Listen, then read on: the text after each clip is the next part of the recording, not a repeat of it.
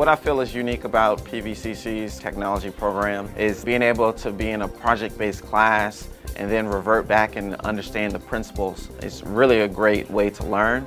A successful mindset in the electronics technology program would be a student who is willing to try things that they haven't tried before. This program is a very hands-on program, so students need to figure out how to work on a project with a given deadline, solve the problem with maybe loose to no guidelines so that they actually have ownership over the solution. There's an increasing demand in the current industry right now for people who do these things at a technician level, and not just in one area, but the combination of electronics, technology, manufacturing tools. My goals after the program would be to become an engineering teacher for the high school level. If you're creative, if you like to get your hands dirty, this is definitely the opportunity to kind of explore yourself in a different fashion.